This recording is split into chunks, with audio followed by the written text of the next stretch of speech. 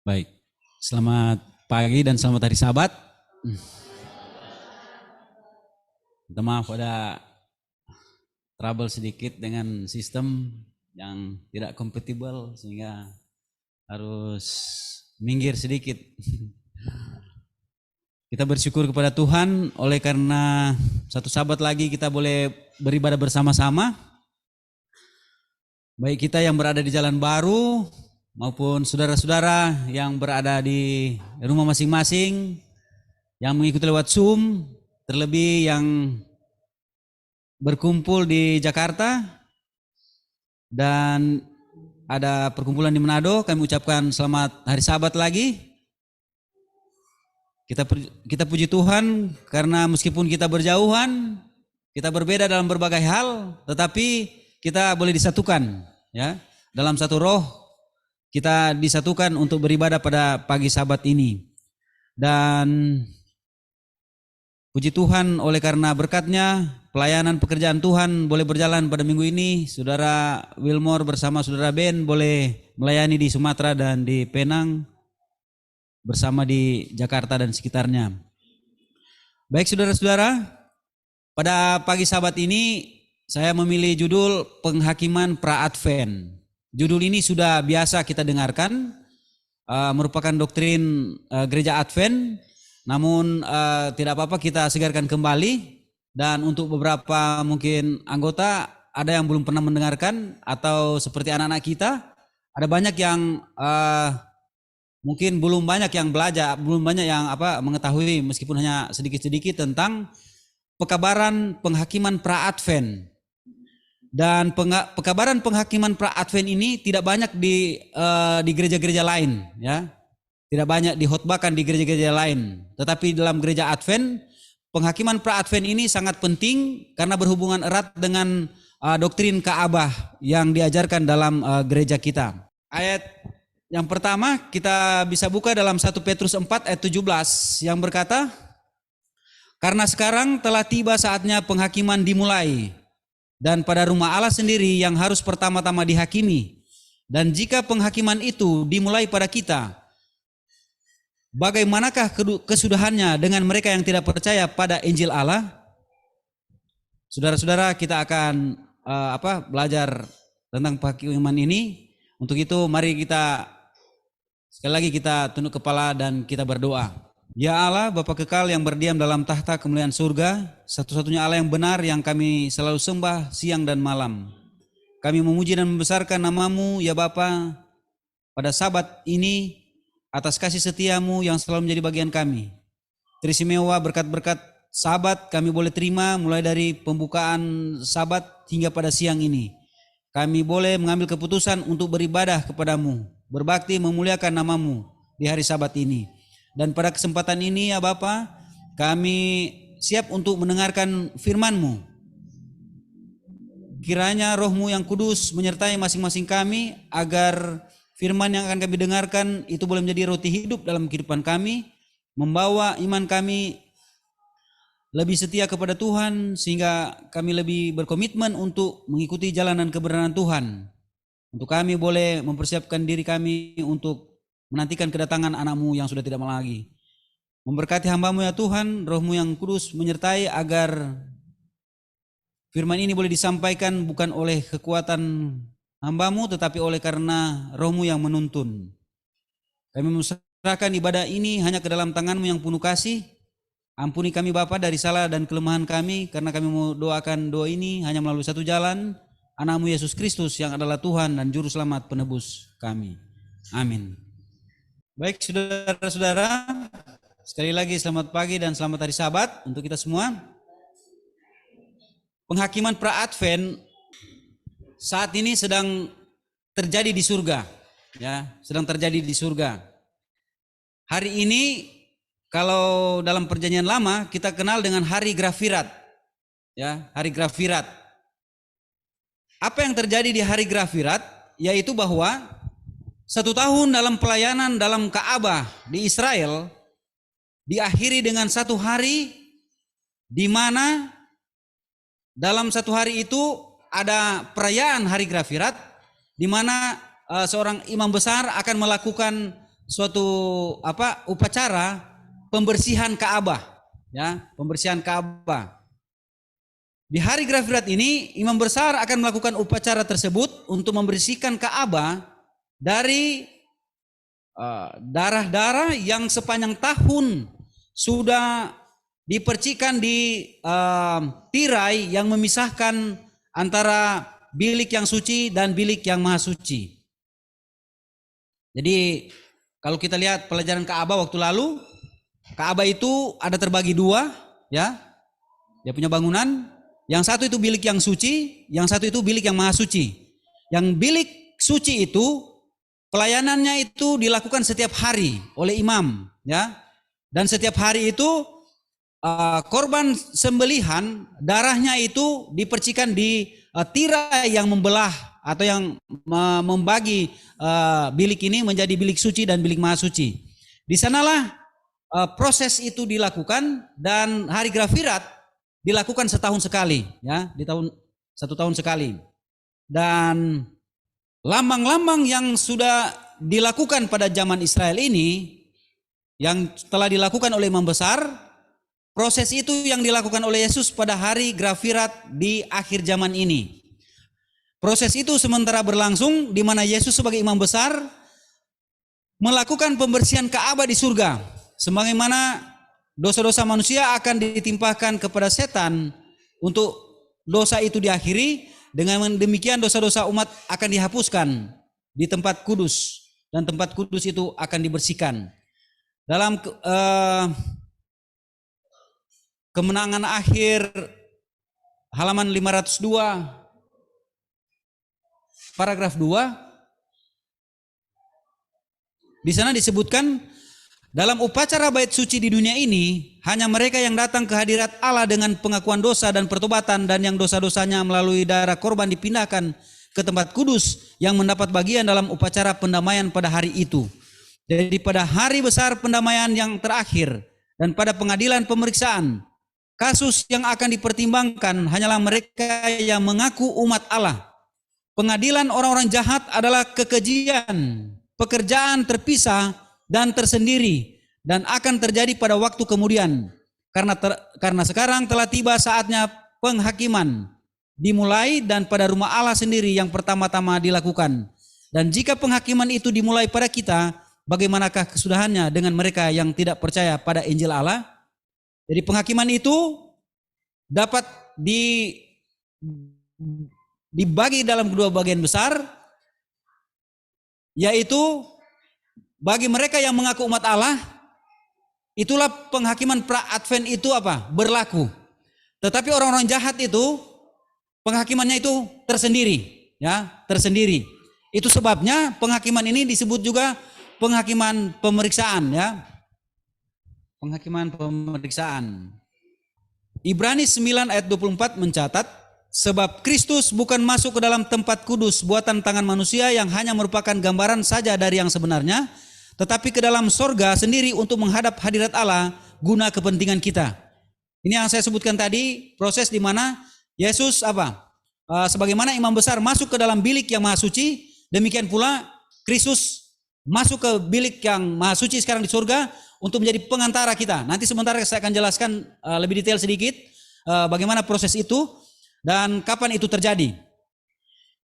Yang penting di sini kita bisa melihat bahwa Kristus adalah imam besar kita yang bekerja untuk kepentingan kita di dalam proses hari penghakiman ini, ya. Ibrani 10 ayat 21 menyebutkan, dan kita mempunyai seorang imam besar sebagai kepala rumah Allah. Ibrani 8 ayat 1 menyebutkan, inti segala yang kita bicarakan itu ialah kita mempunyai imam besar yang demikian, yang duduk di sebelah kanan tahta yang maha besar di surga. Dan Ibrani 5 ayat 10 menyebutkan, dan ia dipanggil menjadi imam besar oleh Allah melalui peraturan Melkisedek. Lebih lanjut Rasul Paulus berkata dalam Ibrani 4 ayat 14, karena kita sekarang mempunyai imam besar agung yang telah melintasi semua langit, yaitu Yesus anak Allah. Baiklah kita teguh berpegang pada pengakuan iman kita. Ibrani 5 ayat 5 menyebutkan, demikian pula Kristus tidak memuliakan dirinya sendiri dengan menjadi imam besar, tetapi dimuliakan oleh Dia yang berfirman kepadanya, anakku engkau, engkau telah kuperanakan pada hari ini. Jadi Yesus Kristus dipanggil Bapaknya untuk menjadi sebagai imam besar atau menjadi perantara kepada Allah Bapa. Bapaknya Kristus yang mensahkan dia menjadi imam besar untuk mengantarai antara manusia dan Allah sendiri. Roh Nubuat berkata dalam buku Kemenangan Akhir 444 paragraf 10 menyebutkan, baik nubuatan Daniel 8 ayat 14 sampai lewat 2300 petang dan pagi, lalu tempat kudus itu akan dipulihkan dalam keadaan yang wajar, maupun pekabaran malaikat yang pertama, takutlah akan Allah dan muliakanlah dia, karena telah tiba saat penghakimannya. Keduanya menunjukkan kepada pelayanan Kristus di bilik yang maha kudus, kepada penghakiman pemeriksaan, dan bukan kepada kedatangan Kristus untuk menebus umatnya dan kebinasan orang jahat. Nah, jadi penghakiman pra-advent ini sebelum Yesus apa? Sebelum Yesus datang. Dan itu dilakukan, Petrus katakan apa? Pertama-tama yang diadili adalah di dalam rumah Tuhan, ya. Dan inilah pekerjaan yang dilakukan oleh Yesus. Jadi pengadilan pemeriksaan dilakukan pada saat ini yang telah dimulai sejak 1844 sesuai dengan nubuatan Daniel 8 tadi, ya. Jadi ada dua periode penghakiman yang disebut, ada satu periode penghakiman yang disebutkan dalam dua ayat. Yang pertama tadi Daniel 8 dan yang kedua itu buku Wahyu 14. Sama-sama itu menunjukkan kepada pengadilan pemeriksaan. Mari kita lihat sekilas di mana periode pengadilan pra-advent ini dalam sejarah. Dalam sejarah dunia ini cukup jelas. Jadi kalau kita lihat di sini, ini adalah nubuatan terpanjang yang ada dalam Alkitab yang diajarkan dalam gereja kita. Ya, maaf bahasa Inggris karena saya cuma copy saja. Ini 2300 kali pagi dan petang itu di pasal. Saya akan bacakan dan sambil perhatikan kejadian-kejadian apa yang terjadi supaya nanti saya akan jelaskan ini, dan ini akan menjadi landasan pengadilan pra-advent. Kenapa kita mengajarkan bahwa ada pengadilan pra-advent baru kenapa di tahun 1844, ya. 1844. Ayat 24 dalam Daniel pasal 9 menyebutkan 70 kali 7 masa telah ditetapkan atas bangsamu, ya. Ada 70 kali 70 masa. Itu ada 70 weeks itu of Daniel 9 ayat 24, ya. 7 minggu itu kali 7 hari sama dengan 490. Dan di dalam periode nubuatan 1 hari itu sama dengan 1 tahun. Jadi 490 hari itu atau 70 minggu itu sama dengan 490 tahun, ya. Dikatakan sini 70 kali 7 masa telah ditetapkan atas bangsamu. Itu bangsa apa? Bangsa Israel, ya. Ditetapkan bagi bangsa Israel. Dan atas kotamu yang kudus untuk melenyapkan kefasikan. Nah, jadi dalam periode itu ini yang akan terjadi. Melenyapkan kefasikan, mengakhiri dosa, menghapus kesalahan, untuk mendatangkan keadilan yang kekal, untuk menggenapkan penglihatan dan nabi, dan untuk mengurapi yang maha kudus. Itu semua yang terjadi dalam periode 70 minggu atau 490 tahun. Dan semuanya sudah terjadi, yaitu bahwa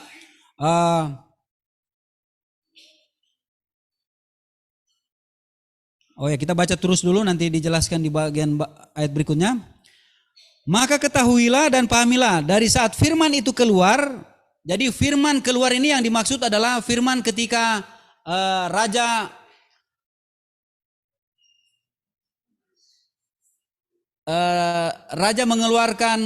Kores mengeluarkan perintah untuk pembangunan kembali tembok Yerusalem pada tahun 457 BC, before Christ atau sebelum Kristus.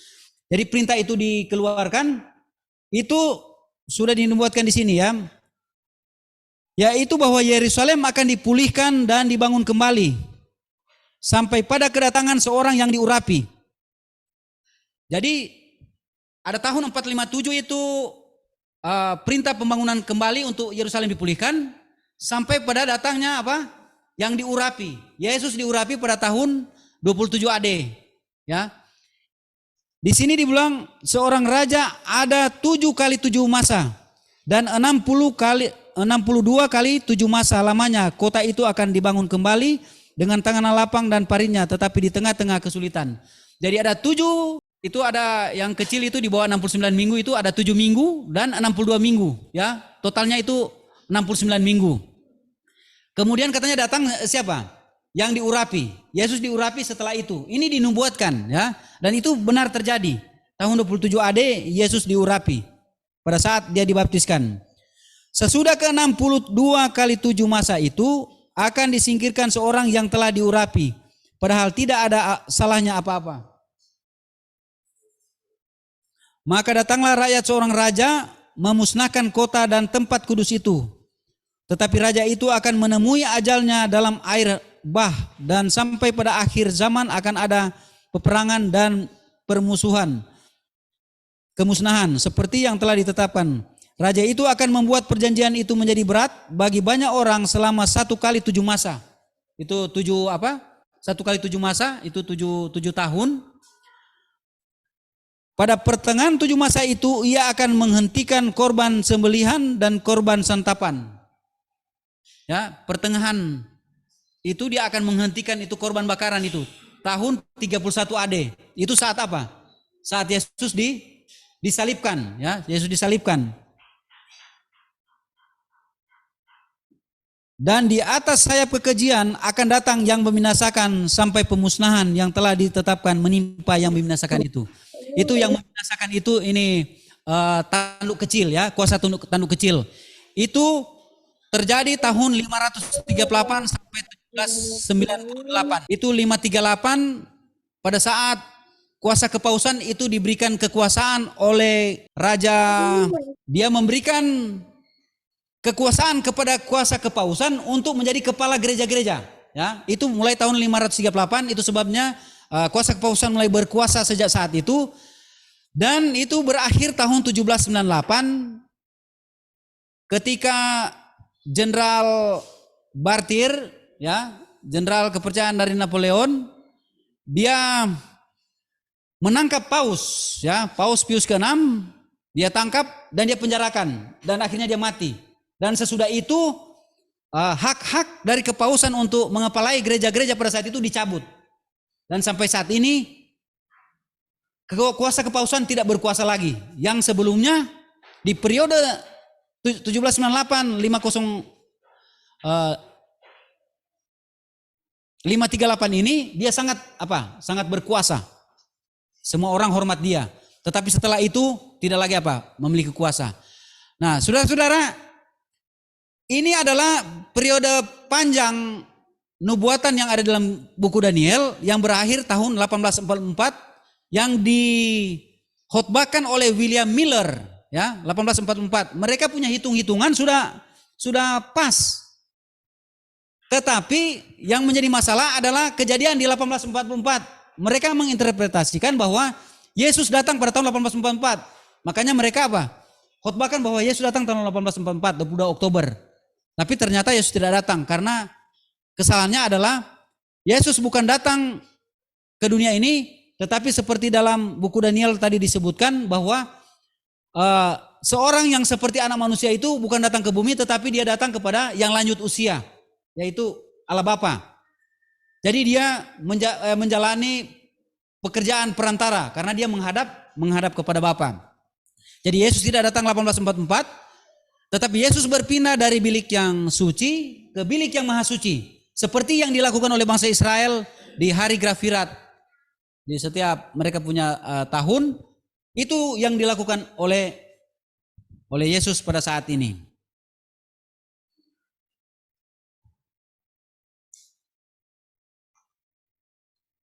Jadi ini saudara-saudara landasan di mana pengadilan pra-advent itu, ya, dalam sejarah.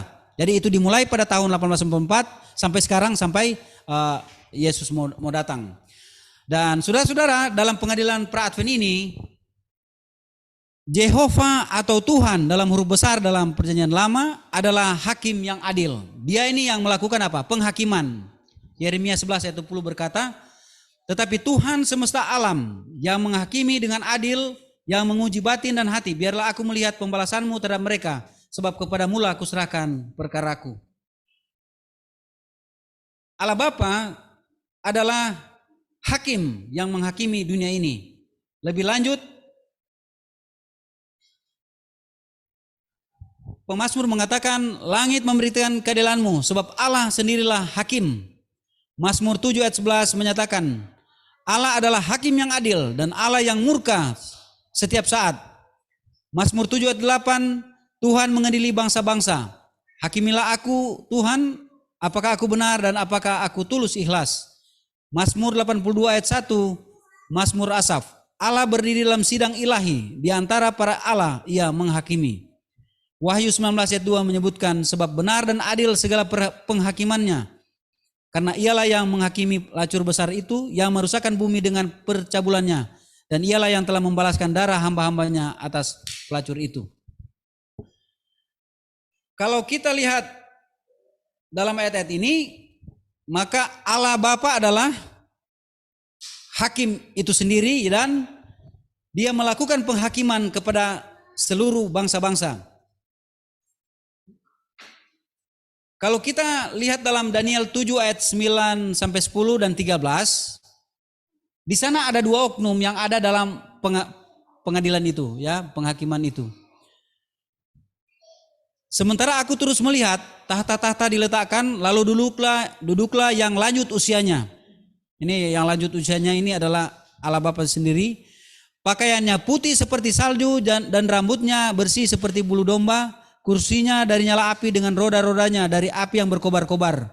Suatu sungai api timbul dan mengalir dari hadapannya. 1000 kali beribu-ribu melayani dia. Dan selaksa kali berlaksa-laksa berdiri di hadapannya. Lalu duduklah majelis pengadilan dan dibukalah kitab-kitab. Aku terus melihat dalam penglihatan malam itu, tampak datang dengan awan-awan dari langit seorang seperti anak manusia. Datanglah ia kepada yang lanjut usianya itu dan ia dibawa ke hadapannya. Ya. Ini ayat-ayat ini yang William Miller atau pergerakan William Miller interpretasikan bahwa Yesus apa? Datang pada kali yang kedua pada bulan Oktober tanggal 22 1844. Tapi sebenarnya kalau baca ayat yang terakhir itu dia bilang apa? Bahwa seorang seperti anak manusia ini yaitu Yesus, dia bukan datang ke dunia, tetapi dia datang kepada siapa? Yang lanjut usia. Yang dalam hal ini dia datang untuk menjadi apa? Perantara kepada Bapa untuk melakukan pekerjaan pengantaraan.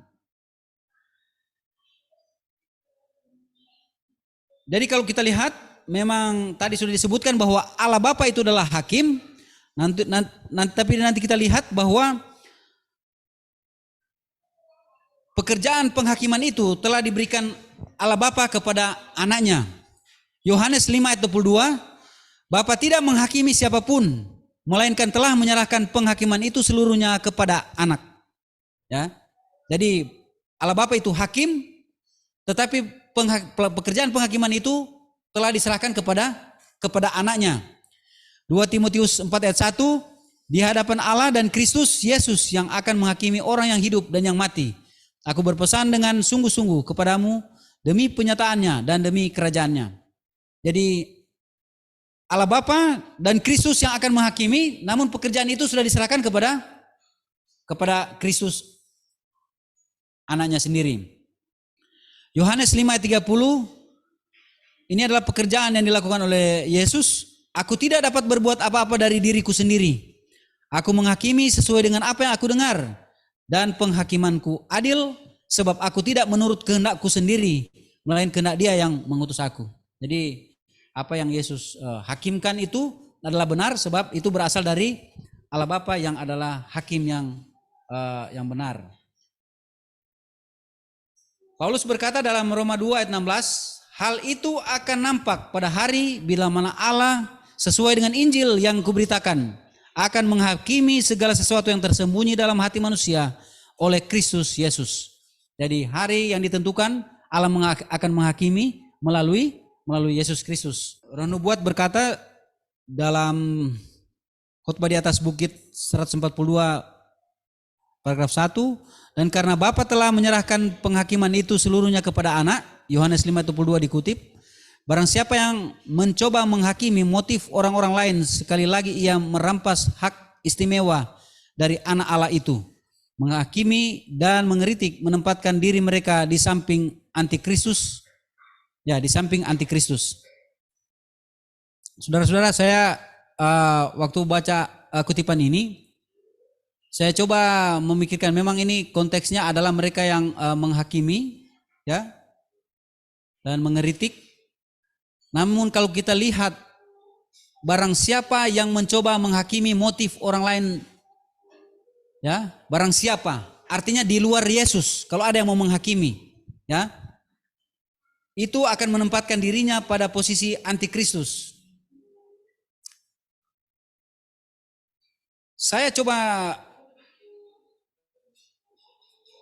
bandingkan itu dengan apa? Doktrin Trinitas, ya. Doktrin Trinitas mengajarkan bahwa Allah Roh Kudus juga itu bisa mengantarai. Artinya Allah Roh Kudus itu kalau ikut proses yang tadi, sambil dia melakukan pengantaraan, dia juga menghakimi. Berarti ada dua apa? Ada potensi terjadi, ada dua hakim, ya.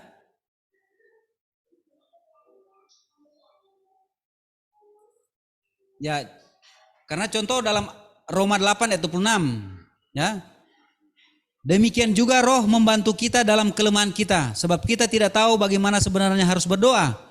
Tetapi Roh sendiri berdoa untuk kita kepada Allah dengan keluhan-keluhan yang tidak terucapkan. Nah, doktrin Trinitas ajarkan bahwa Allah itu ada tiga, ya, Allah Bapa, Allah Anak, dan Allah Roh. Dan kalau benar doktrin Trinitas ini diajarkan, maka ada dua pengantara yang akan muncul. Yang pertama adalah Yesus, dan yang kedua apa? Allah Roh. Doktrin Trinitas ajarkan bahwa Allah Roh itu bukan Yesus, ya, bukan ada Yesus, bukan Yesus. Jadi ada potensi bahwa pengantara itu ada dua. Dan kalau kita baca kutipan ini, Allah Roh Kudus itu menempatkan diri pada posisi apa? Antikristus. Karena dia apa? Mengambil hak yang sebenarnya hanya dimiliki oleh siapa? Anak Allah, Yesus. Ya. Pengantara itu hanya satu. Hakim yang agung hanya menyerahkan proses atau pekerjaan penghakiman kepada Yesus, anaknya. Tetapi kalau ada yang lain yang mengaku bisa menghakimi, bisa mengantarai, maka itu adalah dia menempatkan posisi pada posisi antikristus, ya, kalau mau baca tulisan ini. Karena dibilang bahwa Roh berdoa, ya, untuk mengantarai, menjadi wakil Kristus. Meskipun kalau kita dalam ajaran kita sudah jelas, ya, bahwa Roh Kudus yang dimaksud itu bukanlah oknum yang lain, tetapi Yesus itu sendiri. Seperti yang dikutip dalam tulisan Ellen G. White, Councils on Health, halaman 545, paragraf 1. Sementara Yesus melayani di tempat kudus yang di atas, melalui Roh Kudusnya, dia bekerja melalui para utusannya di bumi. Agen-agen ini akan mencapai lebih dari sekedar halaman yang tertulis jika mereka mau tampil dalam roh dan kuasa Kristus. Kristus akan bekerja melalui para pelayan pilihannya, memenuhi mereka dengan rohnya, dan dengan demikian menggenapi jaminan kepada mereka. Dan ketahuilah, aku menyertai kamu senantiasa sampai kepada akhir zaman. Matius 28 ayat 20. Jadi, kebenaran tentang satu Allah yang benar dan anaknya ini cocok dengan apa? Roh nubuat. Karena kita mengajarkan bahwa roh itu adalah roh Kristus sendiri. Jadi ketika roh berdoa, itu bukan oknum lain yang berdoa. Itu adalah Yesus sendiri. Karena dibilang bahwa sementara Yesus melayani di surga, dia juga melayani di dunia ini. Tetapi bahaya dari doktrin Trinitas karena mereka mengajarkan bahwa Allah Roh itu adalah oknum yang lain. Artinya bahwa ada dua perantara. Dan itu sangat berbahaya karena kalau kita mau terapkan kutipan ini, maka itu menempatkan pada posisi antikristus. Oleh karena mengambil hak yang hanya dimiliki oleh Kristus menjadi haknya juga untuk apa? Menghakimi. Dan pekerjaan penghakiman ini bukan pekerjaan yang biasa-biasa saja, tapi pekerjaan yang luar biasa yang Allah harus lakukan, karena itu akan menentukan hidup atau mati umat manusia.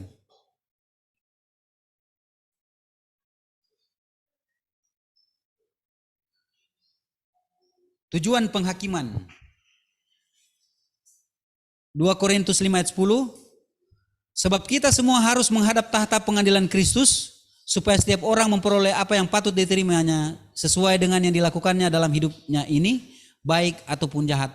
Jadi ini tujuan penghakiman. Jadi ketika kita dihakimi, kita akan mendapat, kita punya apa? Kita punya hak. Kalau kita berlaku sesuai dengan petunjuk-petunjuk yang diberikan, kita akan beroleh hidup. Kalau kita tidak melakukan atau bahkan melawan, kita akan mendapat apa? Mendapat hukuman. Ya, kita bersyukur karena ada penghakiman ini. Oleh sebab, kalau penghakiman di dunia ini bagaimana? Yang benar bisa salah, yang salah bisa jadi benar. Kadang-kadang kita merasa kita di dunia ini dilecehkan karena kita yang benar dianggap salah atau sebaliknya dan seperti itu. Tetapi kalau dalam pengadilan surga itu tidak akan itu tidak akan terjadi saat penghakiman. Ya, tadi sudah disinggung sedikit saat penghakiman itu dalam bagan tadi Wahyu 14 ayat 7, dan ia berseru dengan suara nyaring, takutlah akan Allah dan muliakan Dia, karena telah tiba saat penghakimannya, dan sembahlah Dia yang telah menjadikan langit dan bumi dan laut dan semua mata air. Tadi Daniel 8 ayat 14 juga sudah disebutkan. Maka ia menjawab, sampai lewat 2300 petang dan pagi, lalu tempat kudus itu akan dipulihkan dalam keadaan yang wajar. Tadi sudah dijelaskan ya. Jadi setelah 2300 pagi dan petang itu dalam nubuatan terpanjang, maka tempat kudus itu akan dipulihkan atau dibersihkan. Seperti di zaman Israel dulu, tempat kudus itu akan dibersihkan setiap tahun agar supaya dosa-dosa umat dibawa ke padang gurun ya, seperti dalam pelajaran tentang Ka'bah. Dalam buku Kemenangan Akhir halaman 508 paragraf 2 menyebutkan, pada waktu yang ditentukan bagi penghakiman, akhir dari 2300 pada tahun 1844, pekerjaan pemeriksaan dan penghapusan dosa dimulai. Semua orang yang pernah mengambil nama Kristus bagi dirinya harus melalui penyelidikan yang teliti. Baik yang hidup maupun yang sudah meninggal harus dihakimkan menurut perbuatan mereka berdasarkan apa yang tertulis di dalam kitab-kitab, ya. Seperti dalam Daniel pasal 7 tadi sudah dibacakan. Di sini disebutkan bahwa lalu duduklah majelis pengadilan dan dibukalah kitab-kitab, ya. Dan kalau dalam Alkitab kita pelajari waktu lalu, ada 3 kitab yang kita bisa lihat. Yang pertama dalam Wahyu 20 ayat 12, yaitu kitab kehidupan. Dan aku melihat orang-orang mati besar dan kecil berdiri di depan tahta itu. Lalu dibuka semua kitab, dan dibuka juga sebuah kitab lain, yaitu kitab kehidupan. Dan orang-orang mati dihakimi menurut perbuatan mereka berdasarkan apa yang tertulis di dalam kitab-kitab itu. Nah, buku kehidupan ini berisi perbuatan atau nama-nama orang yang akan diselamatkan. Nanti kita lihat tulisan Roh Nubuat akan membantu kita untuk melihat isi dari kitab kehidupan ini. Kitab kedua adalah kitab peringatan. Meleakhi 3 ayat 16 berkata, beginilah berbicara satu sama lain orang-orang yang takut akan Tuhan. Tuhan memperhatikan dan mendengarnya. Sebuah kitab peringatan ditulis di hadapannya bagi orang-orang yang takut akan Tuhan dan bagi orang-orang yang menghormati namanya. Dan kitab yang ketiga, Yesaya 65 ayat 6 dan 7. Sesungguhnya telah ada tertulis di hadapanku, aku tidak akan tinggal diam, malah aku akan mengadakan pembalasan, ya pembalasan terhadap diri mereka atas segala kesalahan mereka sendiri, maupun atas kesalahan nenek moyangnya, semuanya serentak, firman Tuhan. Sebab mereka telah membakar korban di atas gunung-gunung dan mengaibkan aku di atas bukit-bukit. Memang aku akan menakar ke dalam jubah mereka upah untuk perbuatan-perbuatan mereka yang dahulu. Ini buku yang berisi kesalahan-kesalahan atau dosa-dosa yang diperbuat. Jadi 3 buku ini yang akan dibuka pada saat apa? Hari pengadilan Allah. Jadi tidak ada yang apa? Tidak ada yang bisa bersembunyi. Tidak ada yang bisa melarikan diri dari fakta-fakta kehidupan masing-masing. Dan Roh Nubuat membantu kita untuk melihat kitab kehidupan. Dalam Kemenangan Akhir 503 sampai paragraf 1 sampai paragraf kedua. Kitab kehidupan berisi nama-nama semua orang yang sudah pernah memasuki pelayanan Allah. Jadi ini mereka yang apa? Sudah terpanggil ya, untuk apa? Berada dalam kebenaran karena mereka sudah terlibat dalam pelayanan Allah. Yesus menyuruh murid-muridnya, bersukacitalah karena namamu ada terdaftar di surga. Lukas 10 ayat 20.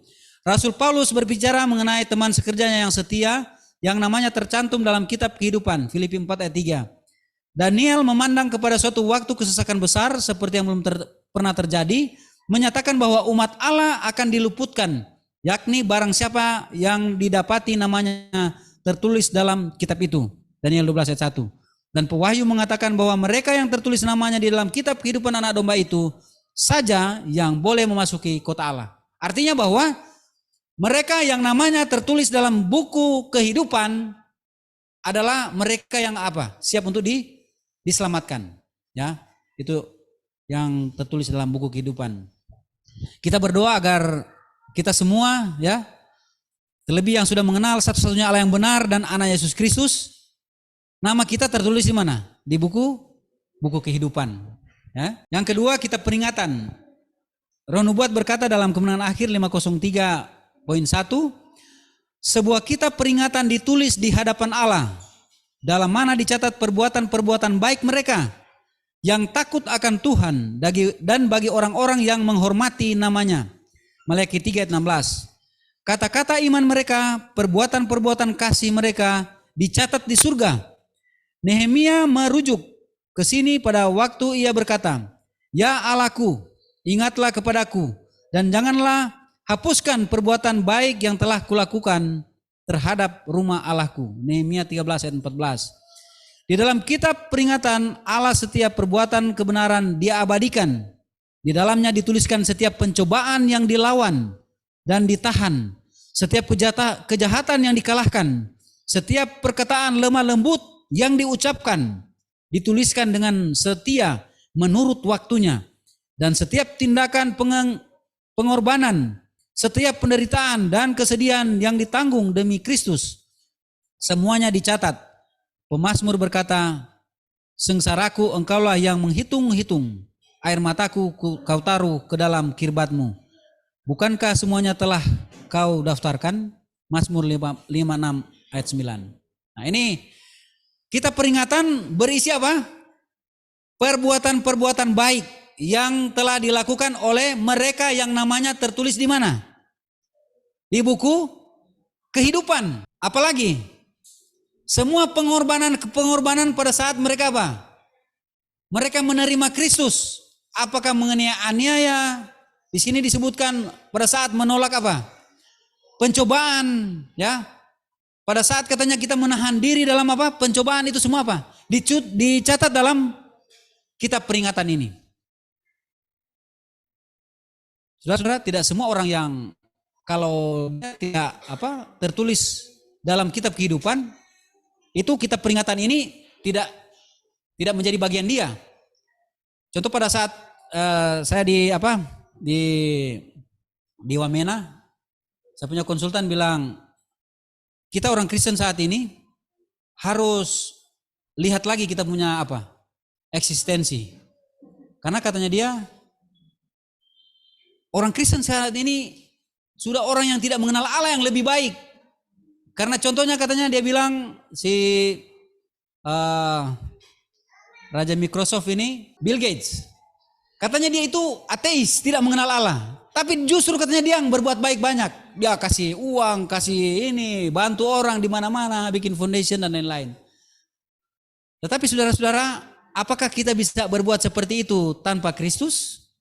Ya, kita bisa bagikan semuanya. Tetapi kalau nama kita tidak tertulis dalam kitab kehidupan karena kita tidak mengenal Allah, tidak menghormati Allah, itu tidak ada gunanya. Ya, kita harus mengenal dulu satu-satunya Allah yang benar. Ya, kita harus dituntun kepada penyembahan kepada Allah yang benar. Nama kita harus tertulis dalam kitab kehidupan. Dan semua perbuatan baik kita itu akan apa? Dicatat oleh Tuhan.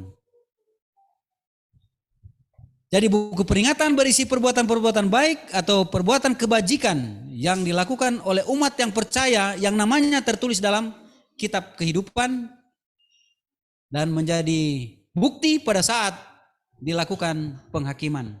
Ya, kalau dalam Alkitab ada perumpamaan Tuhan Yesus, dia katakan apa? Itu contoh-contoh perbuatan baik.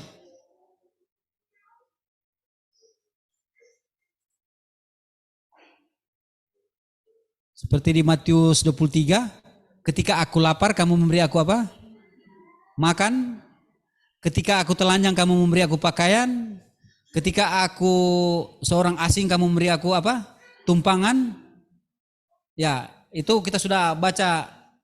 Itu contoh-contoh perbuatan baik yang Yesus sampaikan kepada murid-muridnya pada saat itu, yang sangat apa? Yang sangat sederhana dijelaskan bagaimana proses penghakiman itu dijalankan. Karena setelah itu Yesus bilang apa? Masuklah kamu dalam perhentian Bapamu yang di surga. Jadi penghakiman itu Yesus gambarkan sederhana seperti itu.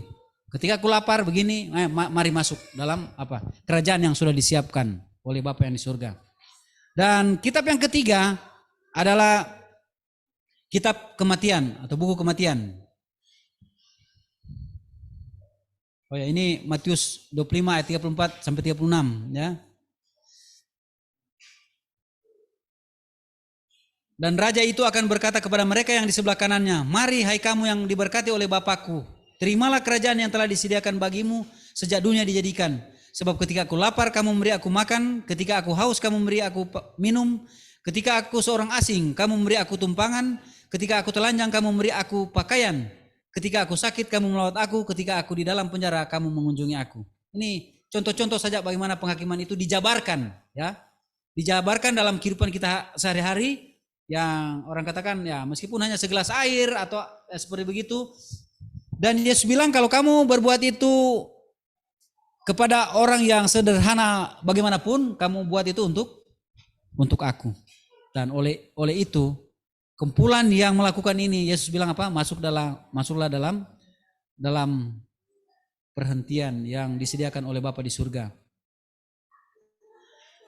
Yang Yesus maksudkan adalah bahwa kita punya perbuatan baik itu dilihat oleh orang agar supaya mereka bisa memuliakan Bapa yang di surga.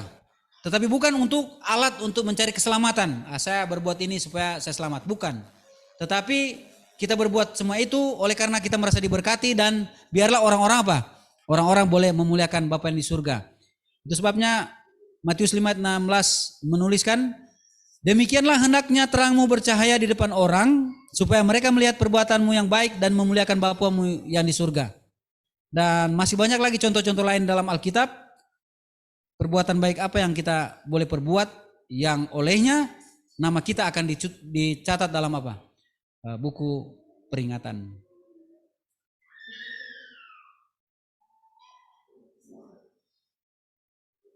Kitab kematian. Ini buku-buku dosa. Kemenangan akhir 503.3. Ada lagi satu buku catatan dosa manusia Ada lagi satu buku catatan dosa-dosa manusia. Karena Allah akan membawa setiap perbuatan ke pengadilan yang berlaku atas segala sesuatu yang tersembunyi, entah itu baik, entah itu jahat. Pengkhotbah 12 ayat 14. Setiap kata sia-sia yang diucapkan orang harus dipertanggungjawabkannya pada hari penghakiman. Karena menurut ucapanmu engkau akan dibenarkan, dan menurut ucapanmu pula engkau akan dihukum. Matius 12 ayat 36 dan 37. Kata Yesus, juru selamat, Maksud-maksud dan motif-motif yang tersembunyi akan tampak dalam daftar yang tidak boleh salah itu. Karena Allah akan menerangi juga apa yang tersembunyi dalam kegelapan, dan Ia akan memperlihatkan apa yang direncanakan di dalam hati. 1 Korintus 4 ayat 5. Sesungguhnya telah ada tertulis di hadapanku atas segala kesalahan mereka sendiri maupun kesalahan nenek moyangnya. Semuanya serentak firman Tuhan. Yesaya 65 ayat 6 dan 7. Jadi semua pelanggaran-pelanggaran hukum, perbuatan pelanggaran yang dibuat manusia yang mengabaikan amaran-amaran Allah akan dicatat dalam buku kematian tersebut menjadi kesaksian bahwa mereka sudah menolak kasih karunia atau peringatan-peringatan yang diberikan. Dan ini memberikan suatu bukti yang autentik untuk semua perbuatan-perbuatan sehingga semua orang tidak ada yang mengelak untuk keputusan hakim pada saat pengadilan Allah itu berlaku. Dan saudara-saudara, kalau mau lihat buku-buku ini, maka akan sulit bagi kita untuk apa? Untuk melewati proses penghakiman itu. Ya, kita menyadari manusia yang Kejadian 6 ayat 5 berkata, kecenderungan hatinya berbuat dosa. Ya, selalu untuk mau melanggar. Yesaya 48 ayat 8 bilang, kita ini sudah menjadi apa? Manusia itu sudah menjadi pemberontak sejak dari kandungan, ya. Sudah menyimpang sejak dari kandungan, Mazmur 58 ayat 3. Maka adalah sangat sulit bagi kita untuk luput dari apa? Dari penghakiman Allah ini. Tetapi kita puji Tuhan oleh karena Alkitab ada janji yang merupakan janji yang sukacita bagi kita. Oleh karena kita ada seorang pembela, ya. 1 Yohanes 2 ayat 1 sampai 2. Anak-anakku, hal-hal ini kutuliskan kepada kamu supaya kamu jangan berbuat dosa. Namun jika seorang berbuat dosa, kita mempunyai seorang pengantara pada Bapa, yaitu Yesus Kristus yang adil, dan Ia adalah pendamaian untuk segala dosa kita, dan bukan untuk dosa kita saja, tetapi juga untuk dosa seluruh dunia. Ya, kita bersyukur karena ada apa? Ada pembela. Kalau kita ada masalah, kemudian ada orang yang membela kita, bagaimana kita punya perasaan? Ya, kita sangat merasa bersyukur, ya, sebab ada yang membela kita. Roma 6 ayat 23, upah dosa ialah maut. Ya, kita semua manusia yang sudah berdosa harus mengalami maut. Tetapi karena Allah ialah hidup yang kekal dalam Kristus Yesus Tuhan kita. Jadi kita semua manusia telah jatuh ke dalam dosa. Roma 5 ayat 19. Dan tidak dapat menyelamatkan diri dari upah dosa yang adalah maut. Namun atas kasih Allah yang besar, maka Ia apa? Menyediakan satu jalan bagi kita. Ya. Yohanes 3:16, karena begitu besar kasih Allah akan dunia ini, sehingga Ia mengaruniakan anaknya yang tunggal, yaitu Yesus Kristus, agar supaya setiap orang yang percaya kepadanya tidak binasa melainkan beroleh hidup yang kekal. Allah Bapa karena atas rahmatnya Ia menyediakan satu jalan, yaitu melalui anaknya Yesus Kristus, yang adalah jalan satu-satunya, oknum satu-satunya yang olehnya kita dapat diperdamaikan dengan Allah. Yesus berkata dalam Yohanes 14 ayat 6, kata Yesus kepadanya, akulah jalan dan kebenaran dan hidup, dan tidak ada seorang pun yang datang kepada Bapa kalau tidak melalui aku. Inilah jalan satu-satunya yang dapat kita gunakan, yang disiapkan Bapa untuk kita bisa berdamai dengan Dia, yaitu Yesus Kristus. Roh Nubuat berkata dalam Kemenangan Akhir 505 paragraf 2, pembela kita menghadapkan setiap kasus dan setiap generasi dan diakhiri dengan yang masih hidup. Setiap nama disebutkan, setiap kasus diperiksa dengan cermat. Ada nama-nama yang diterima, ada yang ditolak. Bila mana ada orang-orang yang dosanya tercatat dalam kitab catatan yang tidak bertobat dan yang tidak diampuni, maka namanya akan dihapuskan dari kitab kehidupan. Dan catatan perbuatan-perbuatan baik mereka akan dihapus dari buku peringatan Allah. Tuhan menyatakan kepada Musa, siapa yang berbuat dosa kepadaku, nama orang itulah yang akan kuhapuskan dari dalam kitabku. Keluaran 32 ayat 33. Dan Nabi Yeskiel berkata, jikalau orang benar berbalik dari kebenarannya dan melakukan kecurangan, segala kebenaran yang dilakukannya tidak akan diingat-ingat lagi. Yeskiel 18 ayat 24. Jadi kita puji Tuhan, oleh karena kita memiliki seorang perantara, ya, pembela. Sehingga apabila kita jatuh ke dalam dosa, kita boleh datang kepada Bapa melalui Yesus dan kita akan mendapatkan pengampunan.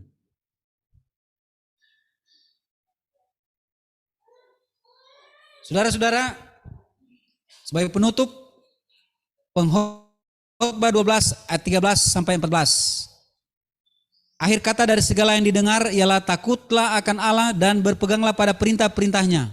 Karena ini adalah kewajiban setiap orang, karena Allah akan membawa setiap perbuatan ke pengadilan yang berlaku atas segala sesuatu yang tersembunyi, entah itu baik, entah itu jahat. Doa kita bersama, kiranya pelajaran pada pagi Sabat ini boleh menjadi pembaruan dan boleh menjadi berkat kekuatan iman bagi masing-masing kita untuk kita hidup sebagai umat-umat Tuhan di akhir zaman ini, agar di hari penghakiman pra-advent ini, ya, kita hidup di harinya, kita boleh mendapatkan kekuatan iman, ya. Kita boleh dihiburkan oleh karena kita memiliki seorang pengantara di masa penghakiman ini, yaitu Yesus Kristus. Dan dia akan mengadili kita dengan adil dan akan membela kita. Kita yakin dan percaya kita begitu banyak dosa dan pelanggaran, namun Yesus berkata bahwa dia sudah mati untuk kita, ya. Jadi dia akan membela kita menjadi anak-anaknya, sehingga kita akan disebut anak-anak Allah.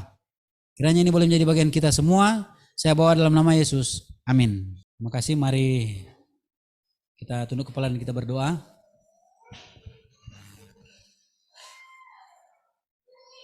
Bapa yang kekal, yang berdiam dalam tahta kemuliaan surga, kembali kami datang kepadamu pada kesempatan ini menaikkan pujian dan syukur. Oleh karena berkat-Mu kami boleh dipersiapkan dan boleh mendengarkan akan sebagian dari firman-Mu. Kiranya firman ini boleh tertanam dalam hati dan pikiran kami masing-masing, agar firman ini boleh bertumbuh dan menjadi pedoman dalam kehidupan kami, untuk kami boleh hidup di masa penghakiman-Mu ini, ya Bapa, sesuai dengan kehendak-Mu, agar kami boleh dilayakkan untuk masuk dalam kerajaan yang Engkau sudah sediakan, dan kami boleh siap dijemput bila mana anak-Mu datang pada kali yang kedua. Bapa di surga, kiranya berkat Sabat ini boleh menaungi akan kehidupan kami di hari hidup yang Engkau percayakan bagi masing-masing kami ke depan. Kami bermohon biarlah kuat kuasa-Mu boleh menjadi bagian kami, agar kami boleh menghidupkan kebenaran yang kami boleh dengarkan pada siang Sabat ini. Kami musrahkan ya Tuhan, acara sepanjang Sabat ini selanjutnya hanya ke dalam tangan yang penuh kasih. Ampuni kami dari salah dan dosa kami yang banyak, karena kami mempersembahkan doa ini hanya melalui satu jalan, anak-Mu Yesus Kristus, yang sudah menjadi Tuhan dan Juru Selamat penebus kami. Amin.